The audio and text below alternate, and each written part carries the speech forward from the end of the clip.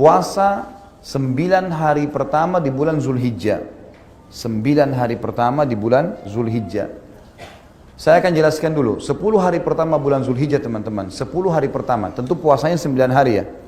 Saya katakan 10 hari pertama, tanggal 10-nya itu adalah hari raya Idul Adha.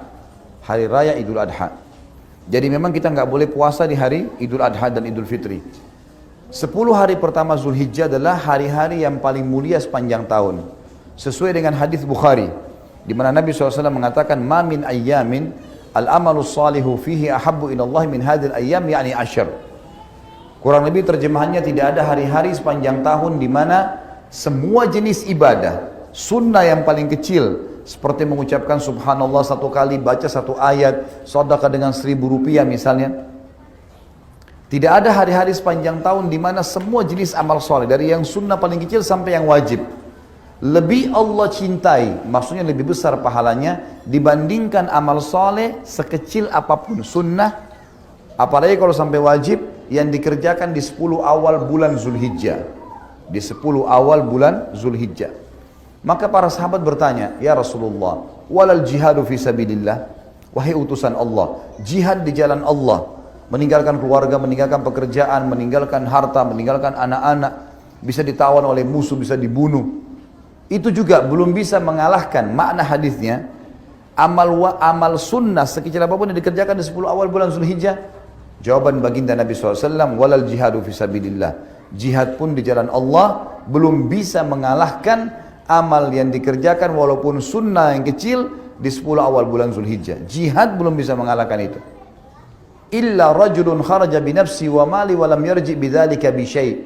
Kecuali seorang laki-laki yang keluar berperang membawa jiwanya dan seluruh hartanya. Dia punya 10 miliar, semua dibawa ke medan perang, beliin senjata, beliin segala macam, habis semuanya. Kata Nabi SAW, dan dia tidak membawa pulang keduanya. Dia mati syahid, semua hartanya habis diinfakkan, baru bisa menyamai amal sunnah sekecil apapun yang dikerjakan di 10 awal bulan Zulhijjah. 10 hari pertamanya teman-teman sekalian, lingkarin baik-baik di kalender. Ini hari-hari emas kita, mengalahkan pahala jihad. Bahkan lebih jauh daripada itu. Ulama tafsir pada saat menafsirkan surah Al-Fajr, kalau saya tidak salah surah nomor 79 dalam Al-Quran, ayat 1 sampai ayat 3 yang berbunyi, A'udzu billahi minasyaitonir rajim wal fajr walayalin ashr wasyaf'i wal watr. Saya langsung masuk ke tafsir, bukan terjemahan biasanya. Wal fajr, waw ini namanya waw kasam, waw sumpah. Allah yang maha pemurah dan maha tinggi tidak bersumpah dalam kitabnya Al-Quran kecuali yang datang setelah sumpah informasi penting. Seperti misalnya wal asr, demi waktu. Maka ini Allah bersumpah agar semua manusia memaksimalkan waktunya pada hal yang bermanfaat. Sama di sini wal fajr. Fajar adalah fajar, bahasa Indonesia, waktu subuh.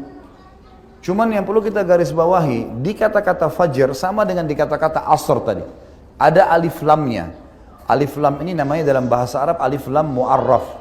Alif lam yang memperkenalkan sesuatu.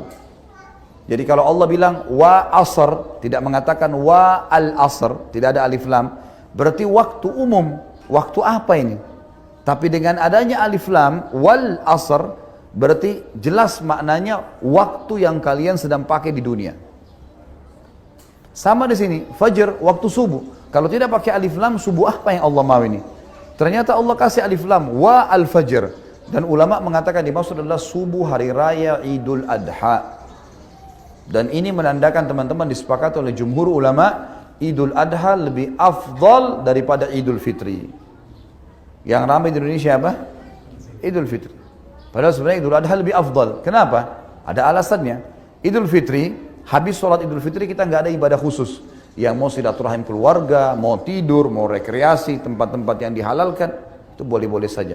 Tapi habis sholat Idul Adha, kita punya ibadah apa? Kurban.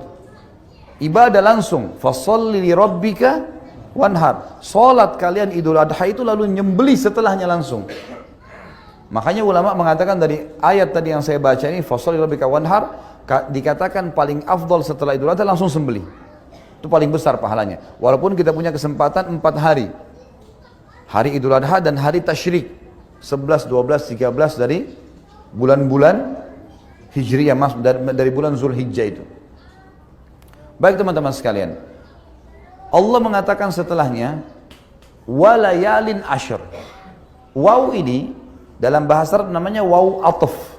Ataf itu fungsinya dalam retorika bahasa, dalam grammar bahasa Arab, dia menyambung hukum paragraf sebelumnya. Jadi sumpah Allah di ayat pertama tadi, demi waktu subuh Idul Adha, kejar jangan sampai ketinggalan sholatnya dan kurbannya ya, gitu loh. Dan kata Allah, layalin ashr, kejar juga, layal jamak daripada laylah, malam-malam, ashr 10. Maksudnya kejar juga 10 malam berturut-turut sebelum Idul Adha itu.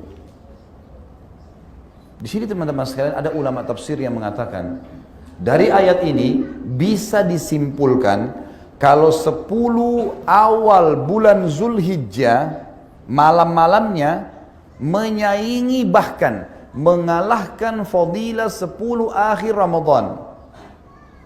Kok bisa? 10 akhir Ramadan fadilahnya besar. Ada Lailatul Qadar lebih baik daripada 1000 bulan. Apa jabaran para ulama? Kalau di 10 terakhir Ramadan kita disuruh kejar Lailatul Qadar yang lebih baik daripada 1000 bulan, hanya 1 malam dan di malam-malam ganjil saja. Di sini di 10 awal bulan Zulhijjah Allah suruh mengejar setiap malamnya. Walayalin ashr, kejar setiap malamnya itu sebelum subuh itu ada dengan sholat malam. Dan di sana lebih baik daripada 1000 bulan, di sini lebih baik daripada jihad. Sudah kita sebutkan tadi hadis Bukhari. Ini besar sekali fadilahnya. Kemudian dikatakan wasyaf'i wal watr, dan hari ke-8 juga hari ke-9-nya. Baik, beranjak daripada panjang lebar tadi saya jelaskan hadis Bukhari, tafsir surah Al-Fajr. Bukhari tadi yang tentang masalah fadilah lebih afdal daripada jihad ya. Surah Al-Fajr, kemudian masuk masalah kasus adanya ibadah haji.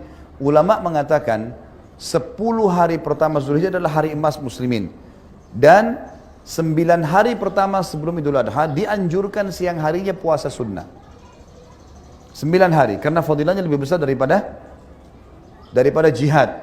Dan memang tidak ada penyebutan lafaz khusus masalah puasa, tapi hadis Bukhari tadi umum. Tidak ada hari-hari sepanjang tahun di mana semua jenis ibadah, kalimat semua jenis ibadah masuk yang sunnah. Apapun itu termasuk puasa sunnah di sini, kata sebagian ulama gitu kan. Jadi di sini 9 hari. Kalau teman-teman nggak bisa puasa 9 hari, misal ada udzur dan seterusnya, maka minimal jangan kehilangan tanggal 9 yang dikenal dengan hari Arafah. 1 hari sebelum Idul Adha.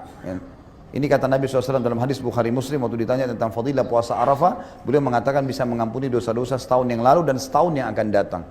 Bonus. Dari kita diampuni dosa kita teman-teman 700 ya, sekian hari. Sekitar 720 atau 30 hari. Kalau kita gabung 365 hari kali 2. Ya kan? 720 atau 30 hari. Kita diampuni dosanya setahun yang lalu dan setahun yang akan datang. Ini bukan hal yang ringan ya. Hanya dengan